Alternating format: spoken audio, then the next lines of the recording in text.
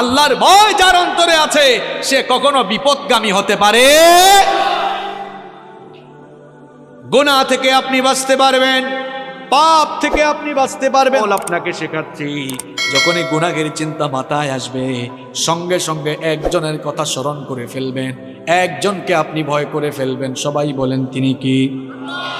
এই একটা জিনিস, আল্লাহর ভয় যদি মানুষের অন্তরে থাকে, ওই মানুষকে দিয়ে কেউ কখনো কোনো পাপের কাজ, গুনাহের কাজ করাতে পারবে না। একটা ঘটনা আমার মনে পড়ে গেল, বলবো। সুনানে বাইহাকির ভেতরে হাদিস বর্ণিত হয়েছে, খুব মন দিয়ে ঘটনাটা শোনেন আমার বাবারা, প্রিয় ভাইয়েরা, খুব মন দিয়ে ঘটনাটা শোনেন। আব্দুল্লাহ ইবনে ওমর রাদিয়াল্লাহু আনহু তিনি একবার তার সঙ্গী সাথীদেরকে নিয়ে এক সফরে বের হলেন। দুপুরের খাবারের সময় যখন হয়ে গেল, তারা তখন খাবার গ্রহণের জন্য দস্তরখানা বিছালেন। যখনই তারা খাবার খেতে যাবেন, ঠিক তখনই লক্ষ্য করলেন তাদের পাশ দিয়ে এক রাখাল হেঁটে যাচ্ছে। আব্দুল্লাহ ইবনে ওমর রাদিয়াল্লাহু আনহু তাকে বললেন, হে রাখাল ভাই, আমরা দুপুরের খাবার গ্রহণের জন্য বসেছি, তুমিও আসো, আমাদের সাথে খাবার খাও, খাবার গ্রহণ করো। রাখাল ছেলেটি তখন বলল, ও মুসাফির ভাই, আমাকে খাবারের দাওয়াত দিয়েছেন, আমি খুশি হয়েছি, কৃতজ্ঞতা জানাচ্ছি, কিন্তু আপনাদের সাথে আমি তো খাবার খেতে পারবো না। আব্দুল্লাহ ইবনে ওমর রাদিয়াল্লাহু আনহু তাকে বললেন, কি কারণে তুমি আমাদের সাথে খাবার খেতে পারবে না? রাখাল তখন বলল, আমি রোজা রেখেছি, এই জন্য তোমাদের সাথে খাবার খেতে পারবো না। আব্দুল্লাহ ইবনে ওমর রাদিয়াল্লাহু আনহু তাকে বললেন, এখন তো রমজান মাস নয়, তাহলে নিশ্চয়ই তুমি নফল রোজা রেখেছো। এই দুধু মরুভূমিতে যারা সৌদি আরব বা আরব দেশে থাকেন তারা দেখেছেন মরুভূমির আবহাওয়া কেমন।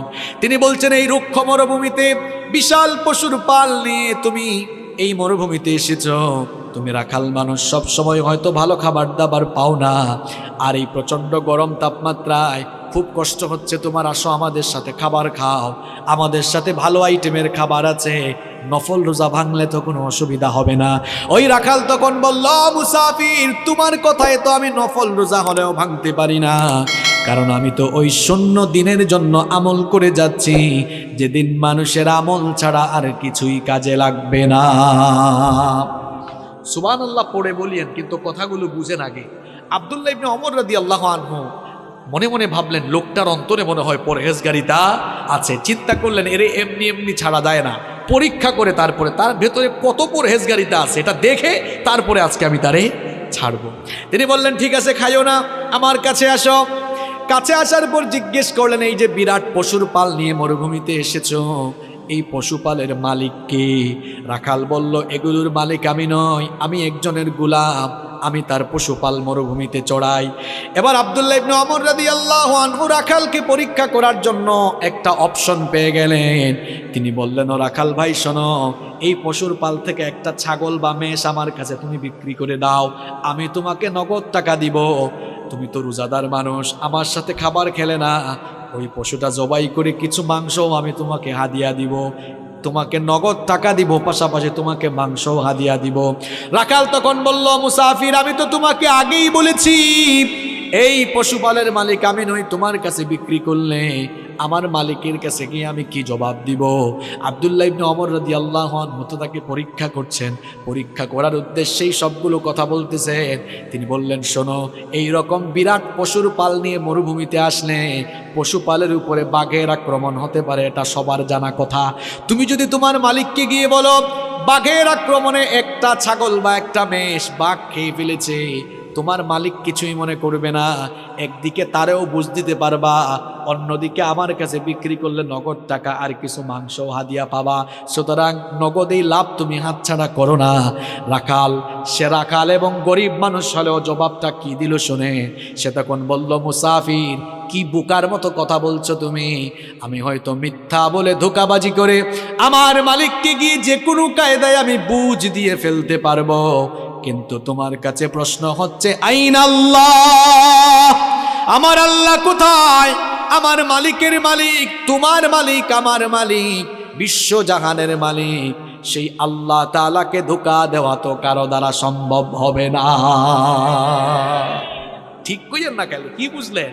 দেখছেন, অন্তরে আল্লাহর ভয় থাকলে কেউ জোর করে কখনো তাকে দিয়া খারাপ কাজ করাতে পারবে না। আমি তো বলি কারো অন্তরে আল্লাহর ভয় থাকলে এরে আপনি গাছের সাথে বাঁধা পিটানো, যদি বলেন যাই খারাপ কাজ করছে মরে যাবে, তাও আল্লাহর ভয়ে গুনাহের কাজ করবে না। শুধু পুলিশ দিয়া পিটাইয়া মানুষ ভালো বানানো যায় না। মাঝে মাঝে দেখা যায় জেলখানায় ঢুকার পরে দাগি দাগি আসামি জামিন নিয়ে বের হয়ে প্রমোশন নিয়ে বড় বড় ডাকাত হয়ে যায়। শুধু পিটাইয়া মানুষ ভালো বানাইতে পারবেন না। মানুষের কলিজার ভেতরে আল্লাহর ভয় ঢুকায় দেন, দেখবেন এই মানুষগুলো আল্লাহর ওলি হয়ে যাবে। গুনাহ থেকে বাঁচতে হলে আল্লাহর ভয় কলিজায় ঢুকাতে হবে। যার কলিজায় আল্লাহর ভয় আছে ওই যুবক কখনো ফোন হাতে নিয়ে অশ্লীল ভিডিও দেখবে না। যার কলিজায় আল্লাহর ভয় আছে মিথ্যা বলবে না। যার কলিজায় ভয় আছে জনগণের সম্পদ মেরে খাবে না, মানুষের হক নষ্ট করবে না। যার কলিজায় ভয় আছে ইসলামের বিরুদ্ধে কথা বলবে না। যার কলিজায় আল্লাহর ভয় নাই সে যা মন চায় তাই করতে পারবে। এমনকি কেউ ব্যবসায়ী হলে আল্লাহর ভয় থাকলে কখনো মানুষের সঙ্গে ধোঁকা দিবে না। দেখেন আল্লাহর ভয়টা কি জিনিস, এই ঘটনাটা আপনারা সবাই জানেন, তাও আমি 30 সেকেন্ডে বলছি জাস্ট বুঝাবার জন্য। ওমর রাদিয়াল্লাহু আনহু আপনারা জানেন তিনি অর্ধ পৃথিবী শাসন করেছেন। রাতের বেলা ঘুমাতেন, অর্ধ পৃথিবীর শাসন করতে হয়, রাতের ঘুম হারাম। জিজ্ঞেস করা হলো রাতে ঘুমান না কেন? তিনি বলেন আমি রাতের বেলা ঘুমাবো, আর জনগণ যদি কষ্ট পায় এই কষ্টগুলোই কিয়ামতের দিন আমার জাহান্নামে যাওয়ার কারণ হয়ে যেতে পারে। আর আমরা ছোট ছোট চেয়ারের মালিক হয়ে যে গিয়ার বাড়ায় দেই মাঝে মাঝে, আমাদের অবস্থা হয়ে যায় এমন যে যখন চেয়ারে সে উঠে যায় গিয়ারে। আপনার চেয়ারের গিয়ার একটু কমায় রেখেন, আর গিয়ার যদি উঠানো ইসলামের পক্ষে উঠাইয়েন, লাভ হবে। যেমন আমিও এখন গিয়ারে, কারণ আমি চেয়ারে, তবে আমার গিয়ার কোরআন হাদিসের পক্ষে, ইসলামের পক্ষে আছে। আর চেয়ারে বসে গিয়ার যদি ইসলামের বিরুদ্ধে নেন, মনে রাখবেন চেয়ারে বসাইছেন যিনি, জনগণের জুতার বাড়ি খাওয়াইয়া বেইজ্জত করে নামাইতে পারেন তিনি। এজন্য চেয়ারের নামে আল্লাহ কোরআনে আয়াত দিয়েছেন, আয়াতুল, কথা বলেন না কেন, আয়াতুল কুরসি। হোয়াটস দ্য মিনিং অফ কুরসি? What do you mean by কুরসি? কুরসি বলতে আপনি কি বুঝেন? কুরসি ইটস এন অ্যারাবিক ওয়ার্ড, এটা আরবি শব্দ। এর বাংলা অর্থ হচ্ছে গদি, সিংহাসন। ইংরেজিতে আমরা এটাকে বলি চেয়ার। আল্লাহ তাআলা কোরআনের 6236টা আয়াতের মধ্যে চেয়ারের আয়াতকে সবচেয়ে ফজিলতের আয়াত বানিয়েছেন, যাতে চেয়ারওয়ালা লোকেরা চেয়ারে বসে চেয়ারের অপব্যবহার করে মানুষের উপরে জুলুম না করে। এই জন্য আল্লাহ তাআলা ওই চেয়ারের আয়াতে, আয়াতুল কুরসির ভেতরে তার নিজের সফরানটি, সার্বভৌম ক্ষমতার পরিচয় দিয়ে তামাম দুনিয়ার চেয়ারওয়ালা লোকদেরকে সাবধান করে দিয়েছে। ওই আয়াত ভালো করে পড়বেন, আল্লাহ আমাদের বুঝার তৌফিক দান করেন। তো ওমর রাদিয়াল্লাহু আনহু রাতের বেলা ঘুমাইতেন না। একদিন শেষ রাতে দেখলেন এক বাড়িতে আলো জ্বলতেছে, কথাবার্তাও শোনা যাচ্ছে। একটু কান পাতলেন। স্বাভাবিক অবস্থায় কান পেতে কিছু শোনা জায়েজ নয়, তবে দায়িত্বশীল ব্যক্তির জন্য সেটা জায়েজ আছে। তিনি শুনলেন এক মা তার মেয়েকে বলছে যে, মেয়ে, বেটি উঠ, আমি উটনির দুধ দোহন করে এনেছি, দুধ তো কম পেয়েছি, পানি মিশা, দুধের পরিমাণও বাড়বে, লাভের পরিমাণও বাড়বে। মেয়ে বলল, মা গো, এটা তো অন্যায় কাজ, খাদ্যদ্রব্যে ভেজাল দেওয়া এটা ঠিক নয়। তাছাড়া আমাদের প্রেসিডেন্ট আমিরুল মুমিনিন ওমর রাদিয়াল্লাহু আনহু তিনি তো রাষ্ট্রীয় নিষেধাজ্ঞা জারি করে দিয়েছেন যে খাদ্যে কোনো ভেজাল দেওয়া যাবে না। মা বলল, বেটি, এ তো বোকা কেন তুই? ওমর তো এই আদেশ দিয়া সে তার বাড়িতে ঘুমায়, সে কি আমাদের মা মেয়ের কারবার দেখে? অথচ ওমর রাদিয়াল্লাহু আনহু দেয়ালের পাশে সব শোনে। আর মেয়ের কলিজায় আল্লাহর ভয় কেমন দেখেন। মেয়ে বলল, মা গো, তিনি না হয় ঘুমাচ্ছেন, কিন্তু উনার রব, তোমার রব, আমার রব, তিনি কি রাতের বেলা ঘুমায় থাকেন নাকি? উনার তো কোনো তন্দ্রা নাই, ঘুম নাই, তিনি সব দেখেন কিনা। দেখেছেন আল্লাহর ভয়?